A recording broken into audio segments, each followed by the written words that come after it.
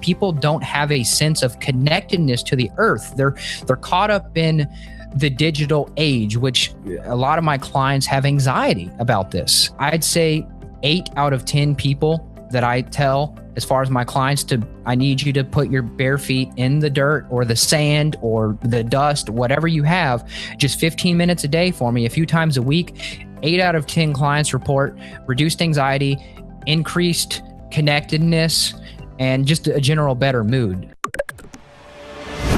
Hey everyone, welcome back to High Intensity Health Radio. It's Mike Mutzel. Thank you so much for tuning in today. We're live with Evan Brand, and we're going to talk about getting your REM sleep back on board and combating stress and really just reconnecting with nature, getting rid of electromagnetic frequencies and, dirty electricity and a whole bunch of cool stuff. So Evan, thanks for being on the show. Thanks, Mike. It's awesome. We've already gotten great feedback from your show. You were just on my podcast a couple of weeks ago, and people are like, man, this Mike guy is pretty cool. So I'm glad to be on your show now. Absolutely. Yeah, I love the reciprocity. And thanks again for having me on. That was a lot of fun. And we talked a lot about like fat burning and some cool stuff regarding, exercise and functional fitness and so forth. So for folks that aren't familiar with your show, why don't you kind of talk about Not Just Paleo and where they can learn more about your podcast before we dive into it? Sure. Yeah, it's called Not Just Paleo is my podcast because a lot of people, I would say 90% of my clients that I work with one-on-one are already doing a paleo diet and they're still struggling.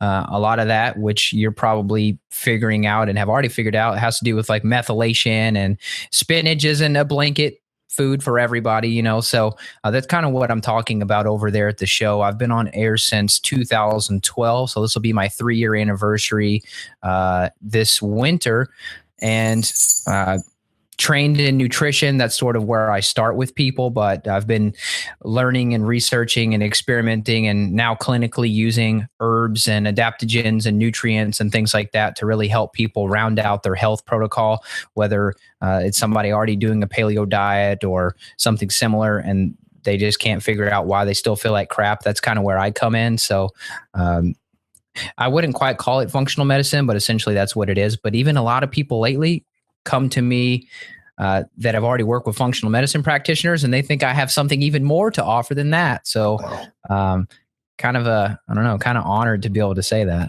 That's cool.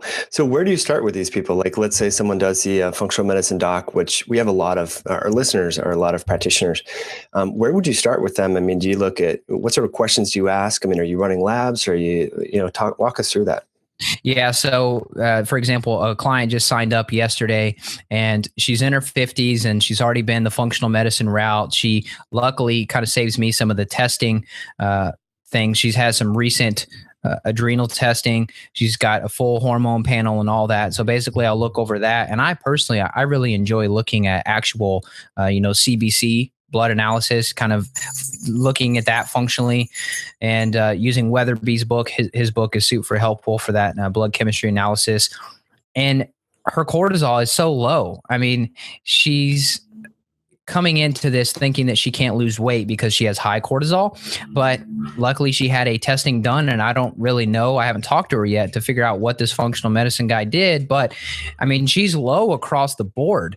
And so my first route of action for this particular person is I'm going to be trying to figure out things that I can A, support the adrenals, and B, try to get that cortisol back up to a normal rhythm. So whether I'm going to be using a little bit of licorice mixed with some adaptogens throughout the day, some ashwagandha, rhodiola, things like that.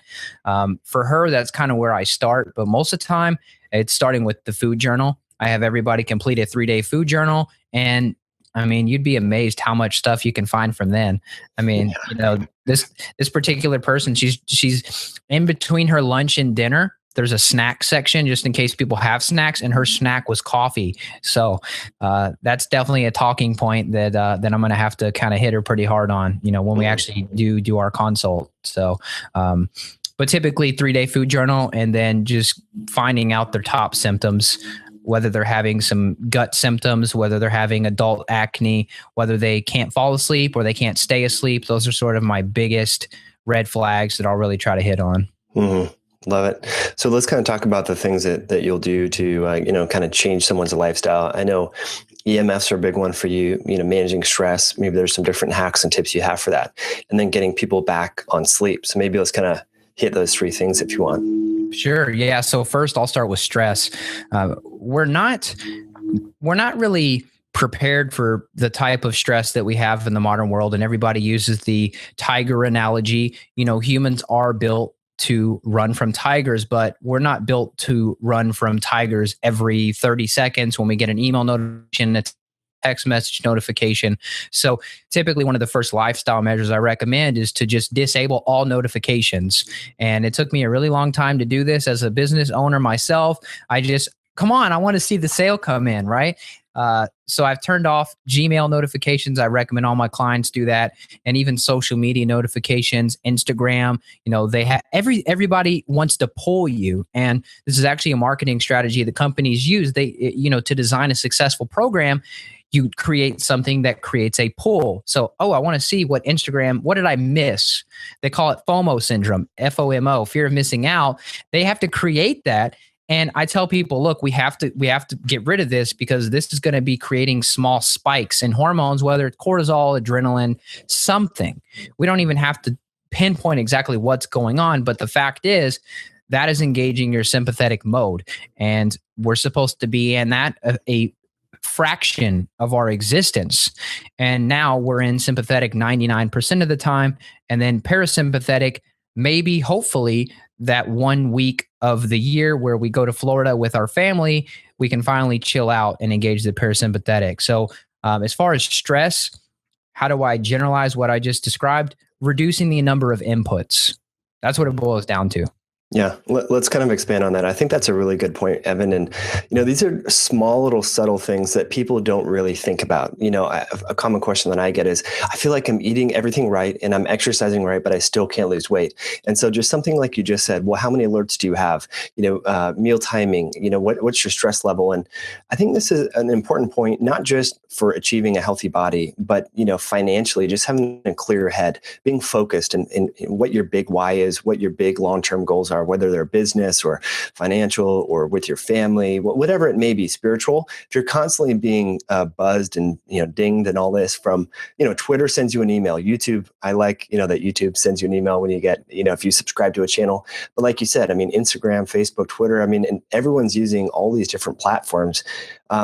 So I like your tips. One thing that I do too is I just turn my phone on airplane mode more often than not anymore. And then I just schedule certain times, just like we had a meeting here, you and I today, Evan, we scheduled this and we stuck with it. Then I just schedule times in my day that the phone is on, I'm returning emails, returning text messages and things of that sort. Have you found any tips or strategies there? Well, I just try to basically get something done. It doesn't matter what it is. It doesn't matter if it's a blog post or editing a podcast or whatever it is. But when I wake up, I try to live by the sun. So I try to get up pretty early after sunrise, and I'll just try to work before checking email. And it sounds like, just do some work before you check email. It sounds simple, but it's seriously, especially this week, it's created this snowball effect where every day I just wake up and I'm ready to go. And I find a lot of time, and this is sort of the productivity space, a lot of time people are just so concerned about trying to optimize everything. Like, I need to optimize my schedule. And they focus so much on like tweaking this and tweaking that they're spending time just spinning their wheels. You're doing nothing. You're optimizing the time that you're on social media. How about just don't do it and then just do the work? It sounds simple, but just do the work. If they haven't read Stephen Pressfield's Do the Work, that book will give you the real kick that you need to understand that take action and then enjoy your time. Like, then I'll get on social media, then I'll check email. But this past week here, I've stuck very diligent to, I need to get something done. I've been working on this project. It's called Health Blogger Pro, to basically show people how do you make an online health business. And my goal every day was to finish a new module. And so every day this week I finished a new module, and I just recorded all the videos, and I'd go make a shake, record the videos. Okay, now I can get on email. And I'll tell you, you almost get high from the euphoria of being productive for once. Mm-hmm. Oh, that's amazing. I love that. And that productivity is the best motivator. I can resonate with that because for years, I started my first website in 2009 and would do a blog post and then think about doing a blog post and think about creating a product. And then like 3 years went by and I'm like, man, I totally missed out. What was always thinking about the next thing, but instead, like you just said, Evan, you just have to do. And once you start creating, products and content, whether it's physical or in the online space, that's just a motivator to create more. Yeah, I mean, I agree with you totally. I'm just now getting around to this, but this has been on my little post-it for too long. Mm-hmm. And finally, I just have to get in the trenches. And I don't think people understand that there's a huge difference between action and inaction. I mean, it feels good. You probably get a little hit of dopamine writing things down. Ooh, this is going to be the next $1 million idea. But to your customers, to your audience out there, for anybody that's in the world of startups or anything, or trying to make it for yourself, 99% complete is the same thing as 0% complete to your customers. Right. I love it. Yeah, it's interesting. I mean, since we're on this topic, Evan, I didn't think we'd talk about business, but I'm more than happy to kind of go down that road. A lot of healthcare practitioners, fitness professionals, yoga teachers, it doesn't matter. Everyone's trying to build a brand online and get themselves out there. So maybe what is your product? What sort of tips and tricks are you offering? Or, what's the kind of foundation of the system? Yeah, so this is just kind of it's a really fun project. It's all video based. And it's called Health Blogger Pro. It should be done here in a couple months or so. Depending on when this show goes up, it may be launched by then. But it's modules that show you everything from how to actually register a domain to how do you add media to what does workflow look like? How do you go from recording a show like this to actually adding your meta tags, your keywords? How do you add a featured image? What about podcast hosting? Where do you upload? And then I actually go into, there's a whole section on generating income, for example. I've written 2 pretty successful ebooks and an online coaching program, and I kind of show the behind the scenes of if you want to do Amazon, you can do that route. You can self-publish. How do you do affiliate marketing? Where do you recommend people go for affiliates? And then the last part of it, of course, there's some stuff in between that. How do you do basic photo editing in Lightroom, things like that? And then the final one is coaching strategy. When you're actually a coach and you actually want to help people, how do you stay productive? How do you manage your calendar as opposed to you just like being scatterbrained all the time? Oh, there's Wi-Fi at Starbucks. I'm going to jump on and try to respond to this client. You can't scale a business that way. You have to set some things in stone and get really aligned and get very, I don't know if I would call it, what do you call that? I guess just organized would be a simple way to put it. Get very organized with how you handle your clients. And then that way you can scale up as opposed to just bootstrapping it. The wheels will fall off pretty quick. And I've done that. So. Mm-hmm.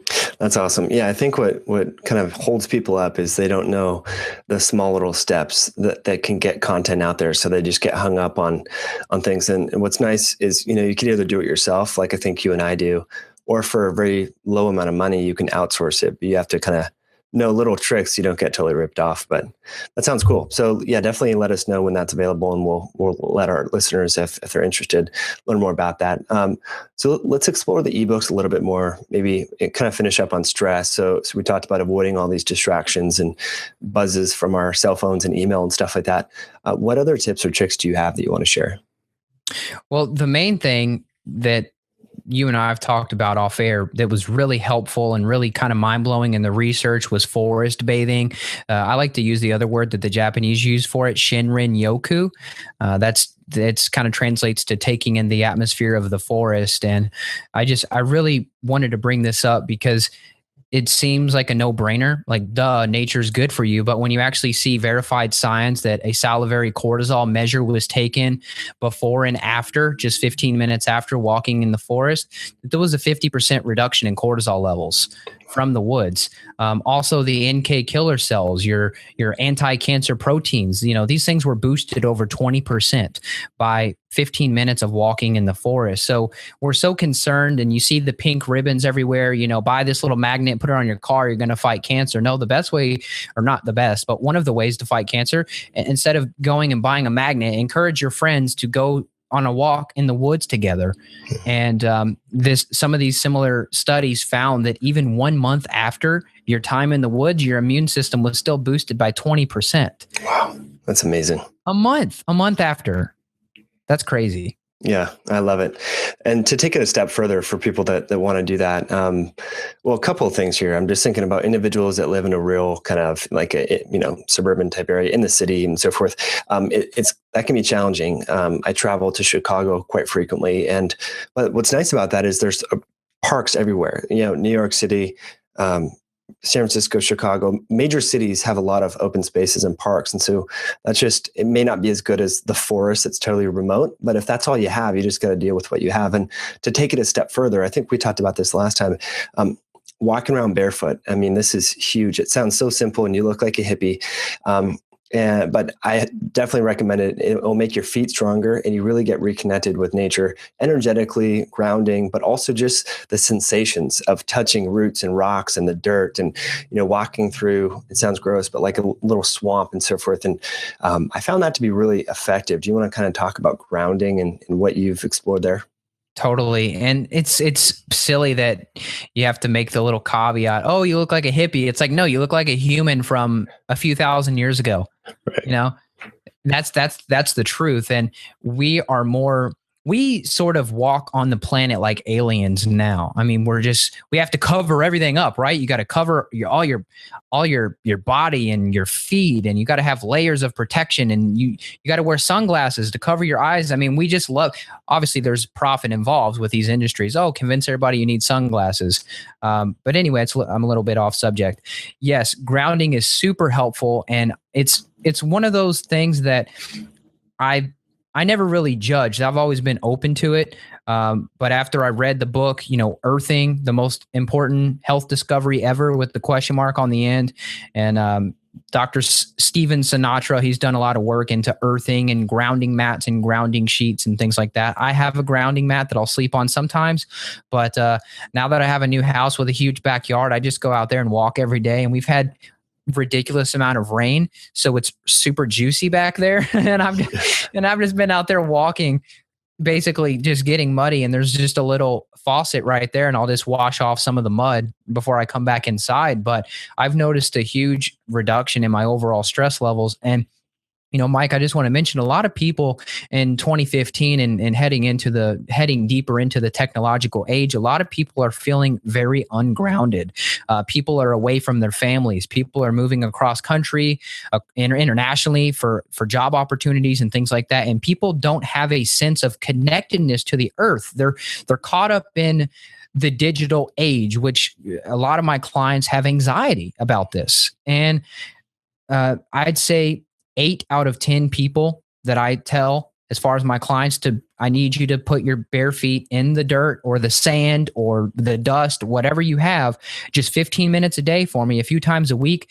8 out of 10 clients report reduced anxiety, increased connectedness, and just a general better mood. So that's at least my clinical experience with it. But if people do dig into studies, you'll find it. You'll find it there. You'll find reductions in inflammation and things like that. So, I mean, the benefits are I don't think we fully know what the benefits are because we haven't been looking at it. There's not going to be much money made by telling people, hey, go put your feet in the mud. Yeah. Good luck getting the sponsorship for that study. No, I agree with you. I used to just do it at the end of my hikes because honestly, I didn't want to get dirty and I was kind of being a pansy about it. I mean, full disclosure. And since we have recently, in the last year, we moved to a different place in Kirkland, and this trail, I think I told you about it last time, Evan, Bastyr University, which is where one of the naturopathic schools is, has a lot of open space here. And so we take our 2 dogs and my daughter, and we just do this walk like pretty much every evening, at least 3 days a week, not every evening. And now I've convinced my wife to walk bare feet as well. And at first she was reluctant and thought, oh man, that's weird. And then the very first time she couldn't do it the whole time because her feet hurt. And then she can now make it through the whole loop. And so, yeah, I agree with you. I mean, I remember waking up, many times throughout my life since the iPhone and Twitter and Facebook and Instagram and all that stuff. And just feeling like this racing mind. I guess you could say it's anxiety or just restlessness, like you mentioned, verbatim, ungrounded. And since that, I feel a lot more centered, a lot more grounded. It's easier to get into a coherent mental state with heart math and so forth. And we finished the hike off. I'd love to hear your perspective on this by just jumping in the lake. And it's freezing cold, but that's a great way to kind of wake up the central nervous system and maybe activate brown fat. Any thoughts on kind of water immersions? Oh, I think it's a great idea. I mean, I'm a fan of water immersion in a float tank just to try to engage your sort of parasympathetic mode. But yeah, I mean, water is life. And when I lived in Texas in a drought, when you don't have the opportunity to just jump in water like that, you start thinking in this weird scarcity mindset. But if there's just a big lush lake for you to jump in, it's great. And I definitely, of course, I don't have proof here, but I definitely think it could sort of wake up and realign the HPA axis. If you're starting to get some disruption in the signal where maybe you're inflamed, but you don't know it, you sort of wake up that signal with that nervous system. Oh crap, now I realize my elbow hurts, but your system was sort of numb. You were numb to your own reality until you got woken up by a small positive stressor like cold water. Mm-hmm. Yeah. The way I look at it is like an interval. I mean, we do sprints, we do push-ups, I'm saying we, like people that are fit, like yourself, you and I, Evan.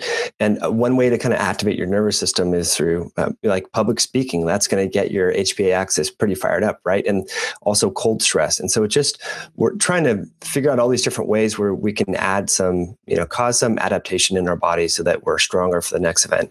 So awesome tips. Now, you mentioned sunglasses and sunlight, and let's kind of talk about the importance of daytime sunlight and why maybe we shouldn't be wearing sunglasses. Oh, totally. So a lot of people, and I kind of talk with some of my teachers about this, a lot of people up in Portland area, I hear that they wear a lot of sunglasses up there, even when it's not sunny all the time. Of course, a cloudy day could be sort of bright, but we should be adapted for that. Your eyes should be able to handle bright light. And a lot of the times it's linked to adrenal issues. So if you're experiencing some stage of adrenal fatigue, you're going to have a lot more light sensitivity. You may even have auras and migraines and all of that. And that all kind of ties into you just being burnt out at some level with your adrenals. And you're basically taking the load off of your adrenals by putting on these sunglasses. You're therefore reducing the light input, but light is cortisol is driven by light. So when you wake up in the morning, you want that boost of cortisol in the morning. You need to get outside. And, a lot of people wake up in their house and they'll just drink a cup of coffee and they'll jump in the car and go straight to work. Well, you've missed out on peaking your cortisol for the day. So now you're going to be sort of slumping. You've kind of had a half charged battery throughout the entire day. Now your battery is going to fizzle out by 3. It's no wonder you're crashing. So as far as, how do you turn this into an actionable strategy? Even if it's cold outside, it doesn't matter. Get outside as soon as you can when you wake up and try to get about 5 to 10 minutes of bright light into your eyes. If the sun is not too high up, then you could kind of gaze at the sun. That's okay. It's not going to hurt you. And it's actually going to really help you. There was a recent study that came out, or not a study, but sort of I guess like a statistic on myopia, nearsightedness. And I think it's like 80 to 90% of, I don't know if it was Taiwan or some country over in the East, it was like 80 to 90% of the population under age 25 had nearsightedness. And it shows this picture of all these kids, this Asian population, they all have glasses on. And a lot of that has to do with the fact that, well, we're staring at screens, but also we're not getting outside, and you're not going to get the same transfer of energy through a window. So, I'm sitting by a window right now. That window is still going to be blocking some of the beneficial rays that your eyes need, A, to keep that muscle healthy, but B, to stimulate and regulate your circadian rhythm. So a lot of people, they need more bright light is a simple way to put it. Yeah, yeah, it's amazing. And just another simple strategy, like we mentioned, getting out in the forest, taking your shoes off, jumping in cold water. I mean, imagine this: waking up and sitting outside and meditating, or doing some light yoga and stretches outside in the sunlight. I mean, come on, this is very everything we've mentioned, Evan, is free. It's inexpensive. It's right there in your environment. And just to kind of talk about the circadian rhythm, I mean, there's no greater stimulus, like you mentioned, light first thing in the morning, to the circadian clock system. And I think that's why a lot of people, like you said, they have coffee, they get in the car, they hop on the train, they're in a totally artificially lighted environment. And then what do when they get home? They're on their iPads, their iPhones, their Kindles, they're watching TV. So circadian rhythms get all awry. And then we have insulin resistance and prediabetes and belly fat and inflammation and so forth. So, love that tip. And, for the record, I think there's some value, if you're going to be outside for a long period of time with sunglasses or in, over water, but make a concerted effort to spend at least some of your day with direct exposure to your eyes, to the outdoors. Yeah. I mean, I own sunglasses. I really love polarized sunglasses so you can see the fish in the water and things like that. But yeah, I mean, I definitely try to balance it out. And, a lot of people say, oh, well, what about windshields on cars? Those aren't paleo, right? That's a new thing. We're not adjusted to that, but that sort of mimics the lake effect that you would have. So in certain occasions when you're in a bunch of traffic and there's just windshields and angles everywhere, that's okay. Go ahead, use your sunglasses there, but don't be one of those people that you have them on like you're going out into you're going on to Mars. You got to put your gas mask and your glasses on before you walk out the front door. Give yourself some time. Right. Well, I think certain people use sunglasses to kind of avoid social interaction, so it's common, like when you go to a grocery store or a convenience store, whatever it is, getting gas, even sometimes to a social event, a party, people keep their sunglasses on inside. And I think it's a way for them to kind of avoid eye contact, or they can kind of tune out or get on their phone or whatever it may be. So don't be that person. You look pretty silly when you have your glasses on inside, so. You know what I'm thinking of? I don't know if you remember Adam Sandler's movie Big Daddy, where he basically takes this little kid and he ends up kind of like adopting this little kid, so to speak. And he tells him, anytime you want to be invisible, just put these glasses on. And he had these big sunglasses, and then he would show up to parties and just have his glasses on, and they would act like he was invisible. And I totally agree with you. A lot of people, they try to avoid eye contact.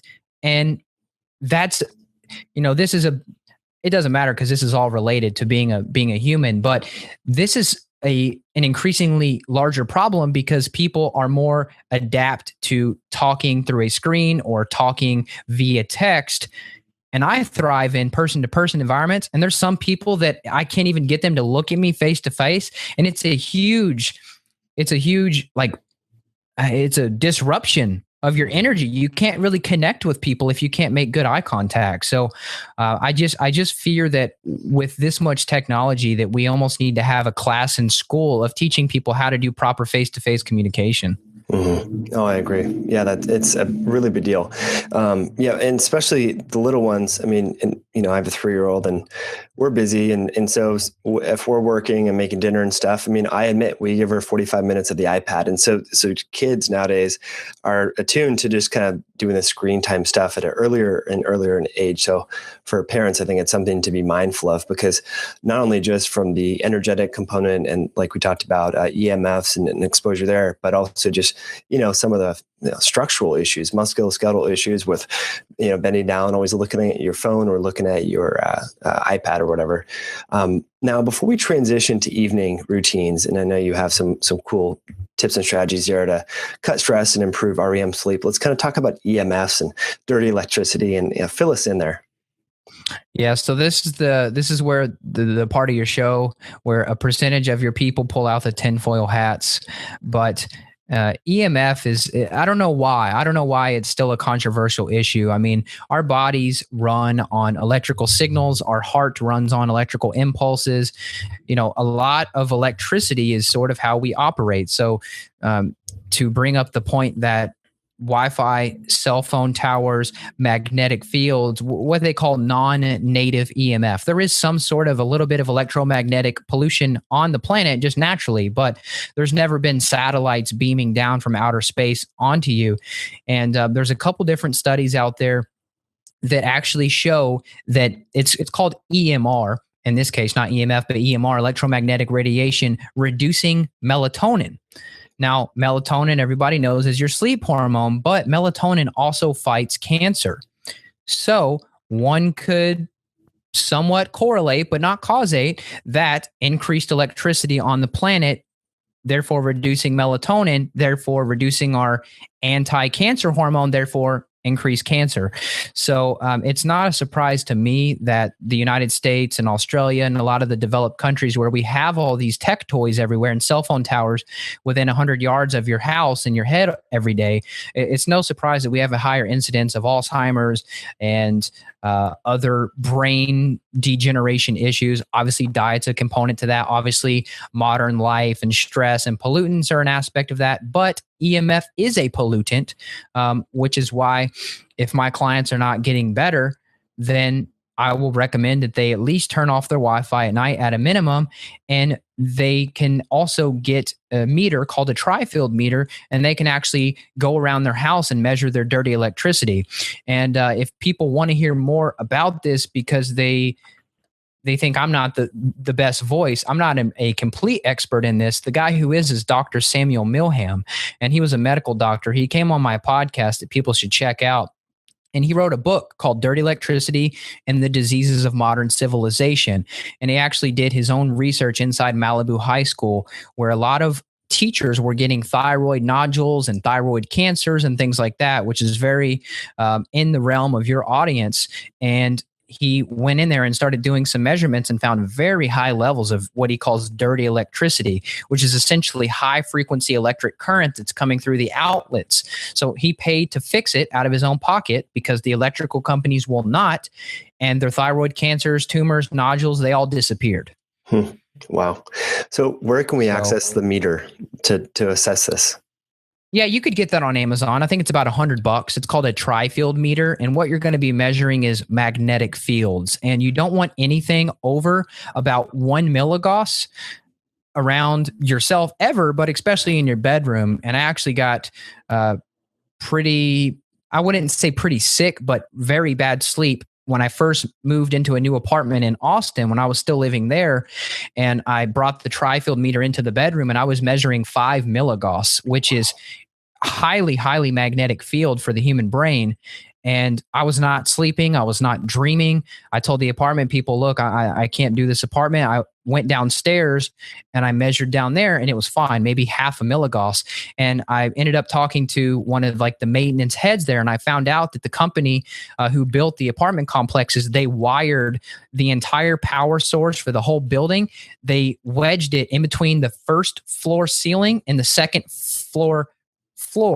So that's why when I held the tri-field meter close to my floor, I was getting like 10 milligauss. And I mean, you think about your kid and your pets rolling around on the floor around 10 times magnetic fields stronger than they're supposed to be. A lot of people, I don't know why they wired it that way, but I mean, I could measure it. And I said, there's something in this floor. And I found out, oh yeah, that's where we run the main power supply. So crazy story. Yeah, that's wild. The home that we're in right now here in Kirkland, Washington, it's we're in the basement. Kind of, it's an older home. All the living space is upstairs, kind of thing, and then the rooms are down below. And we sleep amazing. I mean, our sleep is just amazingly good. Our daughter sleeps like, no kidding, like 10 to 12 hours. I mean, we're out. I can remember all my dreams. Whereas before, when we've used to, have rental properties in Colorado and different places and kind of more in an urban environment, and would never sleep like that. 6 hours was considered like good. We know that sleep is so important. So, I wonder if we're just kind of, by building up, a lot of people want to have big homes and be up and have a view, but you wonder if you're more close to some of these dirty electricity, outlets and so forth. So I like that tri-field meter.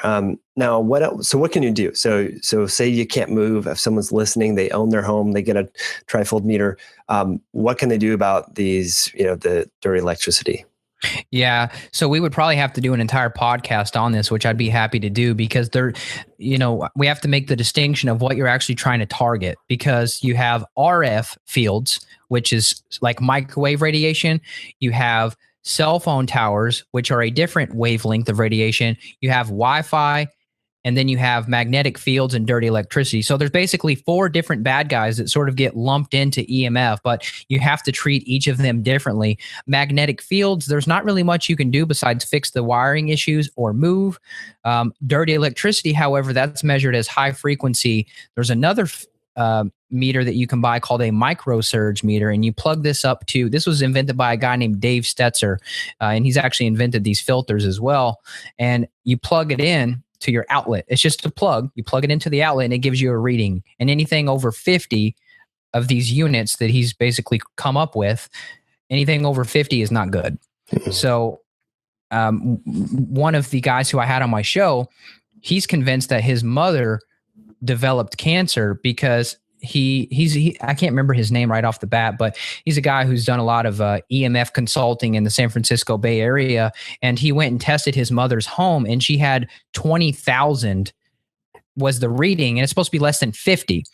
And he said that he had heart palpitations as soon as he walked in there before he even measured it. Obviously, some people have more electromagnetic sensitivity than others, but he started getting heart palpitations, and he assumed, man, there's probably some really bad issues here.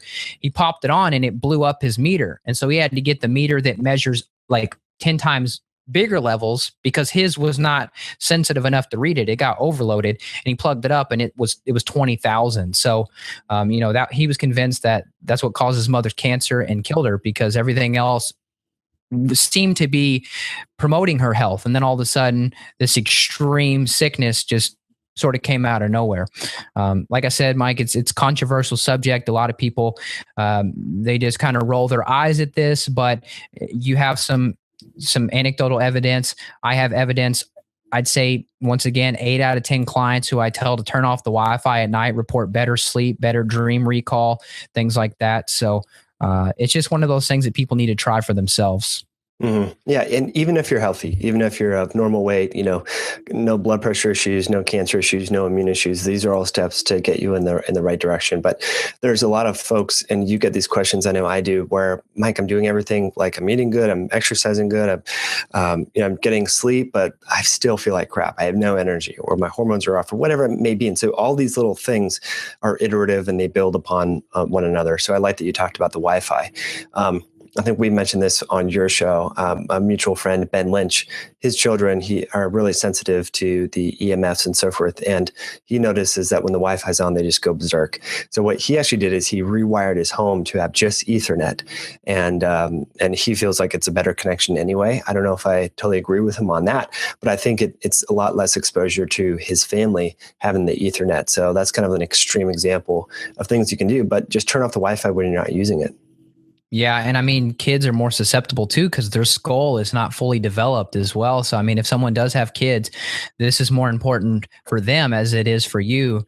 A lot of people may just brush it off. I don't care. Well, do you care about your kids? Their proper development may or may not depend on the influence of these non-native EMF fields. So I've also talked with this guy, a neurosurgeon named Dr. Jack Cruz. He's been on my podcast before, and he claims that EMF is highly dehydrating. He says that it basically hyperstimulates your cells, which may contribute to why Dr. Lynch is saying his kids are hyperactive. He claims that it basically hyperstimulates your cells, therefore taking more water out of the cell, therefore causing cellular dehydration. So a lot of his clients are dehydrated, and he recommends them add even more water to their diet than they normally would if they're around a lot of EMF. So if they go on antennasearch.com and they find that there's 200 to 300 towers within a 4-mile radius of their home, like I did in Austin, I was thirsty all the time. And of course, I lived in Texas. It's hot as can be. That's part of it too, but I can't prove or disprove that all those cell phone towers was dehydrating me as well. And I was up higher. I was on the 3rd floor when I first moved there. And I mean, you're face to face with those. Like you said, you want to be down, because the way that they emit their frequencies, they're going to go out. They're not going to go down so much. They're going to spread wide and far. So if you are lower, or you're in sort of a little valley in your town, that's a good place to be. Okay. That's good advice. Interesting. That's awesome. All right. So any other tips or hacks when it comes to de-stressing, deloading, and getting good sleep? I would just say to you really have to reframe your stress. And if you feel like you're overwhelmed with life, you have to reframe how you're looking at your situation. If you believe that you're out of control and you can't handle life, you're probably not going to be able to. But if you tell yourself, I can do this, I'm in charge of my health, I'm in charge of my life, no one's coming to save me, so I need to prioritize this stuff. I think that's a really helpful mindset shift. And this, as far as sleeping, just making sure that you're watching your artificial light, making sure that you're getting some source of relaxation into your life. So whether it's an Epsom salt bath, whether you're taking some magnesium malate or magnesium glycinate, whether you want to take some L-theanine. If you are having severe sleep issues, you can do like a short-term passion flower. You could do chamomile teas. Holy basil is pretty helpful. Schisandra berries, pretty helpful. There's a lot of adaptogens you can take during the day to also help regulate sleep. Ashwagandha is super helpful, but a lot of people have nightshade allergies, so they can't tolerate ashwagandha. I can, so oftentimes I'll take 500 milligrams at about 8 p.m. and I'll lay down about 9:30, and wow, you wake up feeling like $1,000,000. You get sort of an afterglow effect. Love it. That's awesome. Yeah, we've been doing lavender and chamomile tea, just like the whole herb, and letting it steep for about 5 to 7 minutes. And a product by Zymogen, Relax Max. It has some of the ingredients that you mentioned, like the magnesium glycinate, magnesium malate, taurine, myoinositol, theanine, GABA. So it's a nice blend there, but so many great options, and it really helps, to get those thoughts. It's particularly for people that are busy entrepreneurs, healthcare practitioners, fitness professionals, weightlifting, whatever it may be. It's, if you're a busy type A driven person, it can be challenging to unwind at night. So I think using some of these natural things that are also restorative are really beneficial. And it's nice to wake up and remember your dreams. That's when I know I had a really good night's sleep. That's awesome. Yeah, you pop into REM right there. You're like, most of the time in the morning, you're in REM a lot more those last few hours, kind of that 7 a.m. to 9 a.m. If people are lucky enough to stay in bed that long, that's where a lot of the REM happens. So it's kind of funny why you wake up and you remember the dream, where in the middle of the night, you may not remember it. You may have been in one of those deep stages where you're not actually in the dream stage, so to speak. So sleep's a interesting thing. We still don't even fully understand sleep. Right. A friend of mine, a practitioner, recommended that before I get out of bed and get my natural sunlight and do meditation and so forth, that it's good to try and think through my dreams and try to remember them, and not that to extract meaning, but just to at least have it in my head. Do you have anything to say about, should we sit there and maybe spend a few minutes to remember our dreams? And if so, why? Oh, I definitely do. I think dream recall is an important part of my life. That's time that you're alive as a human. So to just try to think like only the waking hours matter, that's not true. Your sleeping hours matter too. Like things that pop up, there's a lot of people that talk about, well, for example, the short-term to long-term memory conversion, that happens a lot during sleep, and your body and your mind is sort of regulating. Is this important? Was my talk with Mike today important? Okay, yeah, convert that over to long-term. I want to remember this day. This was a fun day.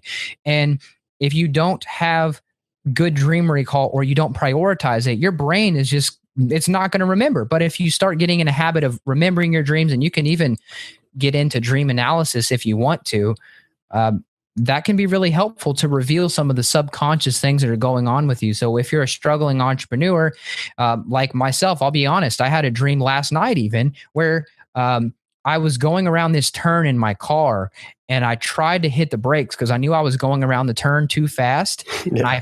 And I flipped the car. And so I got out of the car. This is in my dream, of course. I got out of the car, and all of a sudden my teeth were falling out.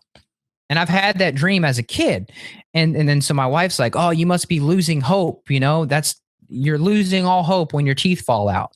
And so I have like some little dream analysis books, and you never know, but I've kind of been dabbling in a couple projects, like different little side projects. And some of them I'd be like, man, I don't really know if that project's going to work. So maybe that's popping up. My subconscious is feeling the same way. So really interesting stuff. Dreams are just, I don't think they're there for no reason. I think that we've dreamt for eons for a reason, whether it was detox from reality, whether it was memory formation. I mean, it's not you shouldn't just black out with a sleeping pill and then wake up.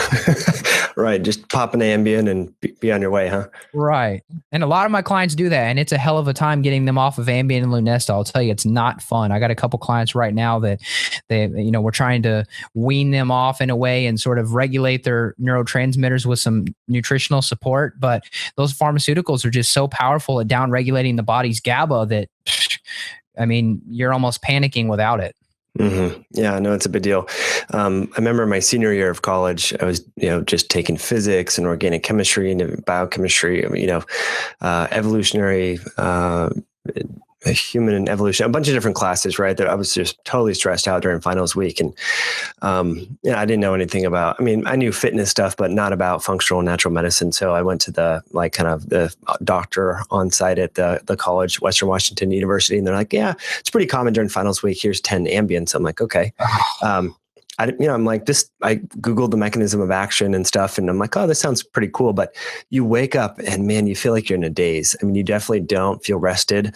All the, light bothers you. Like we mentioned earlier, like if you're adrenal fatigued and you look out in the sun, that's why some people are really kind of overly sensitive to sunlight from adrenal issues. But that's kind of what I felt like after that. And I knew it wasn't good. So I, didn't continue that. But for someone that's been on something like that for a very long time, I just could imagine how difficult it'd be to get off. It's hard. It's hard for me because I can't get through to them to explain, look, nutrients can be powerful, but this pharmaceutical action on the brain, it's so much more powerful that if you've been taking this stuff for 6 months, it may take a minimum of 6 months for me to get you built back up. And then they just want to sleep now because you start freaking out. When you're in a sleep deficit, your anxiety's higher. You know this, your insulin's all screwed up, your ghrelin's screwed up, you're hungry, you can't satisfy your appetite, you're putting on weight, you have bags under your eyes. People get really freaked out and they just want to sleep. And I have to tell them, look, it's going to take us a while to re-regulate this brain. So I encourage anybody, if you have that prescription written, just be careful. That's a slippery slope. Mm-hmm. And, sometimes when I have a poor, bad night's sleep or something, you can get anxiety about going to bed and worrying that you're going to have another bad night's sleep. So I can see how it can be a vicious cycle, but that's where it comes back to doing these natural things like we talked about, getting light during the day, getting your circadian rhythms back on board, being grounded, getting rid of EMFs and things that may cause you to be dehydrated and stressed and so forth, so that, you're not going, so that at least you're, the things that you can control from a biological perspective are all in rhythm. And if you can just manage your emotions and know that you're going to get to sleep because it's going to make you more productive and a better member of your community and society and family, then you'll probably have a better chance of doing that. Just popping a pill is a shortcut. It's not going to get you there. Yeah, it's a great way to look at it. And people joke about the zombie apocalypse. If Ambien made you feel that way, and you think of how many people are out there on Ambien, sleep deprivation is a huge deal. We may be in the zombie apocalypse already. Think about, police officers and firemen and surgeons, and think about all these people that have high stress jobs that are not sleeping well, therefore affecting their productivity. This is a huge deal that, I'm glad to be able to bring this to your audience because we really need to get caught up to speed on proper ways to mitigate sleep issues because we don't really have a margin of error. Think about a fighter pilot or something that's sleep deprived and he's, I didn't mean to press the button. I'm just brain fogged because I didn't sleep well and I'm eating too much sugar. Oh, sorry. I launched the missile. It's like, this could go bad in a big way one day. So we need to really get this topic into the mainstream and get people to understand that this is one of the most important foundations of a happy, healthy human. Mm-hmm. Yeah, I love it. Well, and just more productivity for your community, society, and business, or the company that you work for. The less mistakes you're going to make, the less, undue burdens you're going to put on other people, because they're not going to have to correct your work, but also the safety of driving.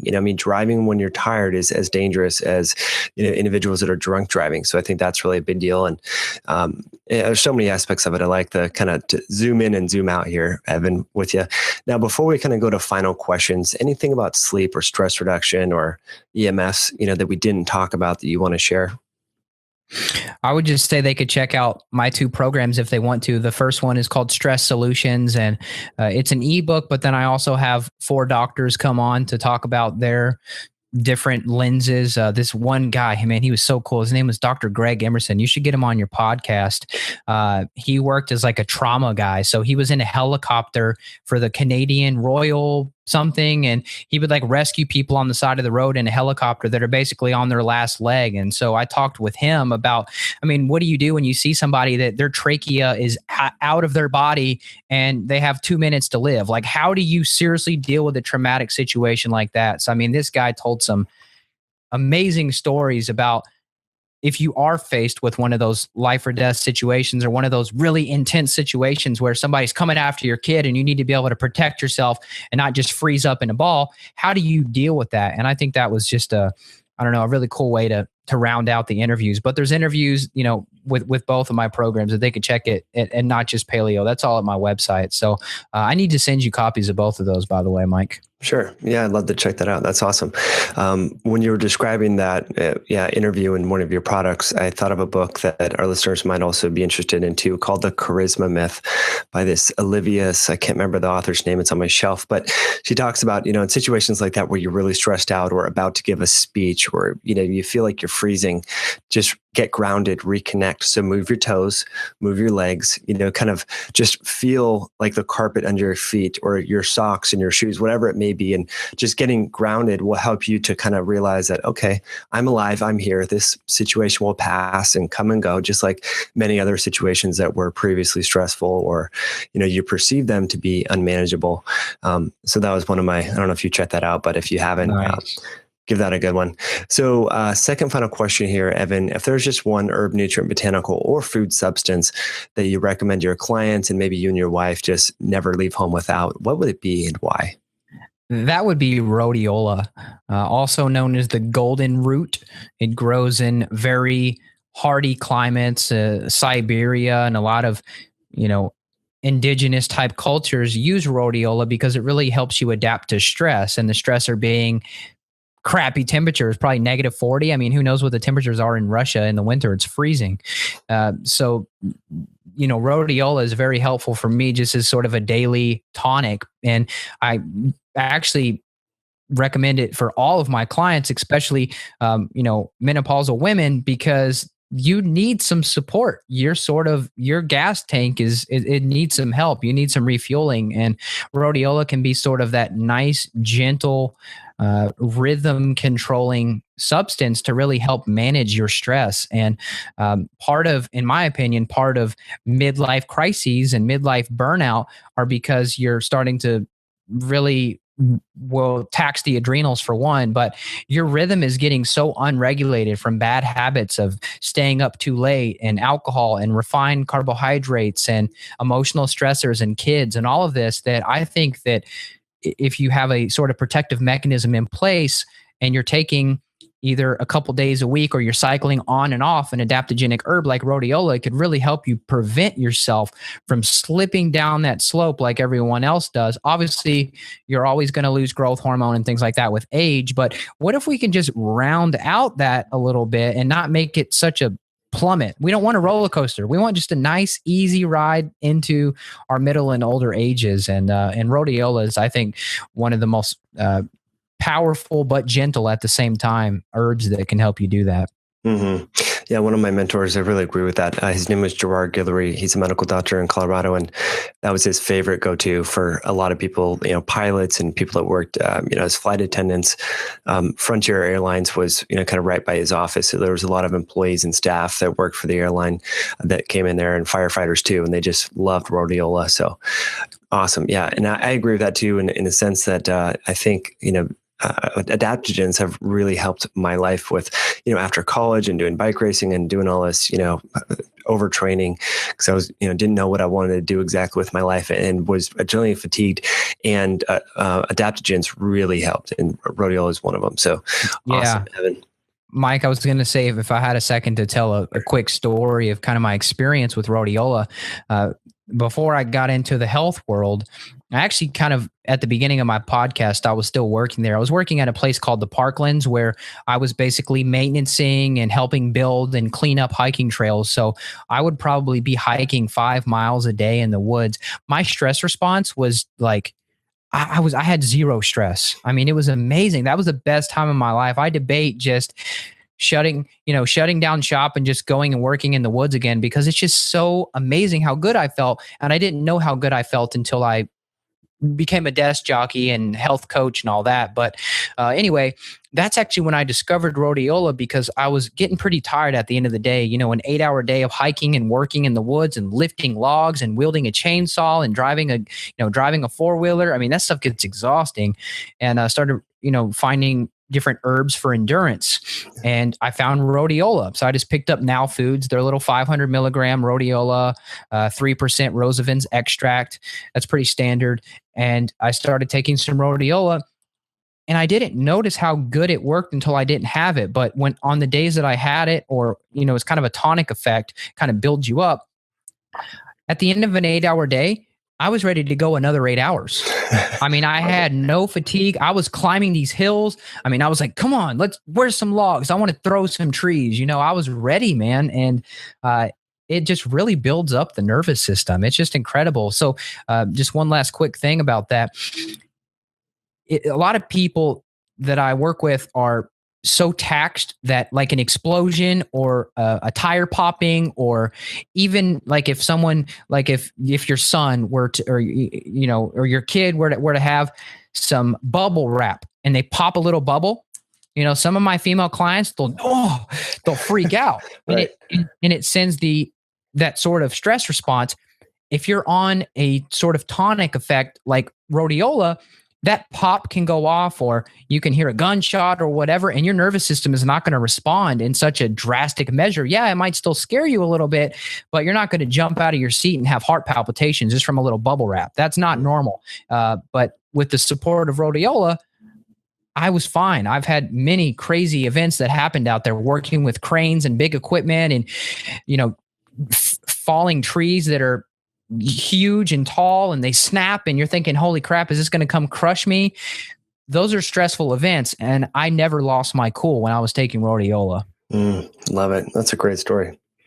Yeah, I think it's really common, particularly with children, because that adds another level of stress, like you mentioned, with the bubble wrap popping or something, and you can kind of lose your cool, and so and that's not good. I mean, it's not good for your hormones. It's not good for your blood sugar. It's certainly not good for your sleep. So, these natural herbs, and like, I love how you describe that they grow in these really harsh conditions in Siberia or wherever it may be. So it's just taking a substance that's pretty resilient and kind of transferring that resiliency to your body is pretty cool.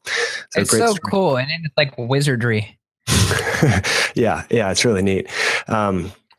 So the final question we ask every guest in the show, Evan, is if you were to rub shoulders with a congressman, maybe President Obama or a future president, and they turned to you and said, Evan, as a nutritionist and health coach, what sort of lifestyle or health tips would you want me to know so that I could share that information with Americans? What would you tell them and why? Oh man, it's a really good question. I think you stumped me on this last time too, but I would just say the most important part of people's lives should be developing a small tribe. And loneliness is severely bad on your health. And there's a lot of entrepreneurs I know that are listening to this show, and people like you and I, we work on the computer too much. We're isolated. We are designed as a species to have a tribe. You have to build that tribe. Yes, social media counts a little bit. Yes, podcasting with people counts a little bit, but there's nothing that beats the physical touch, you surrounding a campfire, you touching, skin on skin, cuddling with your loved ones, boosting those oxytocin levels up. There's a reason that we feel so disconnected. There's a reason that depression levels are epidemic. There's a reason that a lot of these social issues are happening. There's a reason that kids are getting bullied in schools every day. They're disconnected. Find your tribe, build it, and nourish that tribe. If you have, and most people do, if you have less true friends, then you can count on one hand. Work on building up just one more finger. If you only have this one true friend, try to build that to 2. If you have 2, try to build that to 3. If you have 3, build it to 5. If you have 5, build it to 10, and get a social circle created where when you're with those people, everything's okay.